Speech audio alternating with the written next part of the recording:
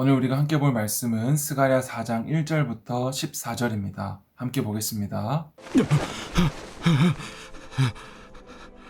내게 말하던 천사가 다시 와서 나를 깨우니 마치 자는 사람이 잠에서 깨어난 것 같더라. 그가 내게 묻되 내가 무엇을 보느냐? 내가 보니 순금 등잔대가 있는데 그 위에는 기름그릇이 있고 또 그 기름그릇 위에 7 등잔이 있으며 그 기름그릇 위에 있는 등잔을 위에서 7 관이 있고 그 등잔대 곁에 2 감람나무가 있는데 하나는 그 기름그릇 오른쪽에 있고 하나는 그 왼쪽에 있나이다 하고 내게 말하는 천사에게 물어 이르되 내 주여 이것들이 무엇이니이까? 내가 이것들이 무엇인지 알지 못하느냐? 내 주여 내가 알지 못하나이다. 여호와께서 수르바벨에게 하신 말씀이 이러하니라. 만군의 여호와께서 말씀하시되 이는 힘으로 되지 아니하며 능력으로 되지 아니하고 오직 나의 영으로 되느니라. 큰 산아 내가 무엇이냐? 내가 수르바벨 앞에서 평지가 되리라. 그가 머릿돌을 내놓을 때 무리가 외치기를 은총이 그에게 있을지어다 하리라. 여호와의 말씀이 또 내게 임하여 이르시되 스룹바벨의 손이 이 성전의 기초를 놓았은즉 그의 손이 또한 그 일을 마치리라 하셨나니 만군의 여호와께서 나를 너에게 보내신 줄을 내가 알리라. 작은 일의 날이라고 멸시하는 자가 누구냐? 사람들이 스룹바벨의 손에 다림줄이 있음을 보고 기뻐하리라. 이 7은 온 세상에 두루 다니는 여호와의 눈이라. 등잔대 좌우의 2 감람나무는 무슨 뜻이니이까?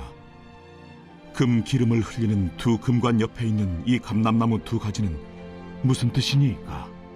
내가 이것이 무엇인지 알지 못하느냐? 내 주여 알지 못하나이다. 이는 기름 부음 받은 자 둘이니 온 세상이 주 앞에 서 있는 자니라. 오늘은 스가랴가 본 환상 중에 5번째 환상, 순금 등잔대와 2 감람나무 환상입니다. 이 모든 환상들이 사실은 같은 내용을 말하고 있는데 특별히 오늘 말씀에 나오는 7 등잔대는 여호와의 눈을 말합니다. 하나님의 눈이 이스라엘과 온 나라를 두루 감찰하고 있다라는 것을 말씀하고 있습니다. 6절에 보니까 이는 힘으로 되지 아니하며 능력으로 되지 아니하고 오직 나의 영으로 되느니라.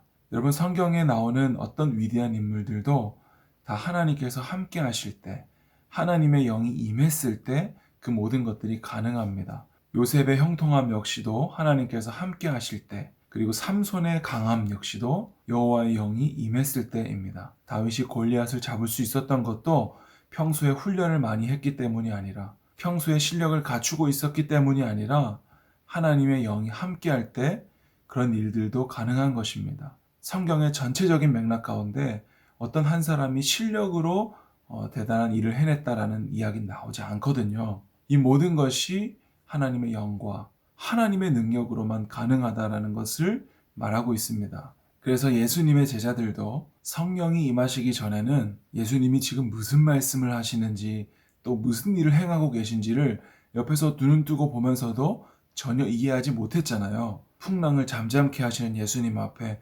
도대체 저가 누구이길래 저런 일을 행하는가? 그리고 나에게는 하나님이 주시는 양식이 있다라고 말했을 때도 도대체 누가 먹을 것을 갖다 줬지? 라고 말하잖아요. 그리고 예수님의 2 제자도 나중에 예수님 하나님 나라가 오면 우리에게 예수님 좌우에 한 자리씩 주십시오 라고 얘기하고, 그것을 듣고 있었던 모든 제자들의 마음속에 화가 일어나잖아요.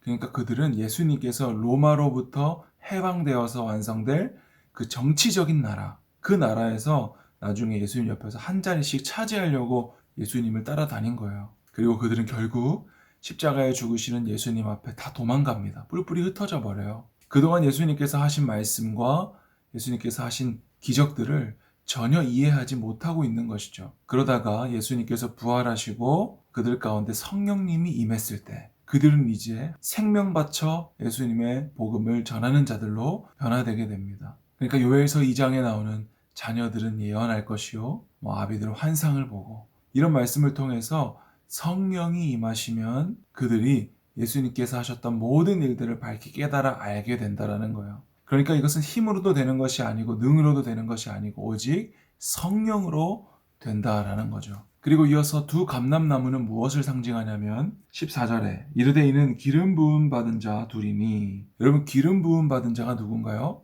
그때 당시에 왕, 선지자, 제사장에게는 하나님의 기름 부으심이 있었습니다. 오늘 이 성전을 재건하고 있는 두 사람, 왕의 후손인 스룹바벨 총독과 그리고 대제사장이었던 여호수아, 이 둘에게 하나님의 기름 부으심 받은 자라고 말씀하시면서 이 두 감람나무다 말씀하십니다. 7절에 보니까 큰 산아 네가 무엇이냐, 네가 스룹바벨 앞에서 평지가 되리라 라고 말씀하십니다. 그리고 이 스룹바벨 손에 다림줄이 놓여 있다라고 말합니다. 이 다림줄은 건물을 건축할 때 이 건물의 수직을 측정하는 도구이거든요. 그러니까 스룹바벨 손에 이런 모든 것이 달려 있고 모든 산들이 평지처럼 될 것을 말하고 있습니다. 그만큼 하나님께서 기름 부으신 자들 스룹바벨 총독과 대제사장 여호수아에게 하나님의 큰 권능이 임했다라는 것을 말하고 있고 성전이 그만큼 중요하다라는 것을 말하고 있습니다. 그리고 그것을 오늘날 누구를 말할까요? 성령의 기름 부으심이 있는 왕 같은 제사장인 우리들, 바로 성령님을 우리 안에 모신 성전인 우리들을 말씀하고 있는 것이죠. 성경 전체에 나오는 하나님의 집짓기는 바로 교회인 우리를 통해 완성되는 거예요. 그리고 예수님 다시 오실 때까지 하나님은 교회를 통해서만 일하십니다. 그래서 교회가 그만큼 중요한 거예요. 우리 각자가 교회라는 것을 인지하는 것 중요하고, 그리고 예수님을 믿는 공동체인 우리가 교회 이름으로 모인 것, 그리고 그 안에서 교제하는 것, 교회가 그래서 중요한 것입니다. 성경의 모든 것이 하나님의 집, 즉 교회를 말하고 있고, 우리는 모여서도 하나님 예배하지만 모이지 못할 때도 각자가 교회라는 이름으로 세상 가운데 살아갈 수 있는 거예요. 예수님을 머리로 한 연합된 공동체가 교회이고, 남자가 여자가 부모를 떠나 만나서 연합됨이 교회이고, 성령님을 모시고 살아가는 나의 모든 삶의 현장이 교회입니다. 오늘 이 스가랴의 5번째 환상을 통해서 하나님은 7 등잔 때 그 7 눈으로 늘 우리를 감찰하고 계시고, 그리고 왕같은 제사장인 우리를 통해 하나님의 놀라운 일들을 지금도 이루어 가신다라는 거예요. 무엇으로요? 이것은 힘과 능으로 되지 않고 오직 여호와의 영으로 가능하다라는 거예요. 오늘도 우리와 함께 계시는 성령 의지하여서 하나님의 말씀들을 밝히 깨달아 알고 오늘 내 삶을 향한 하나님의 인도하심이 무엇인지 순종하며 나아가는 우리 모두 되었으면 좋겠습니다.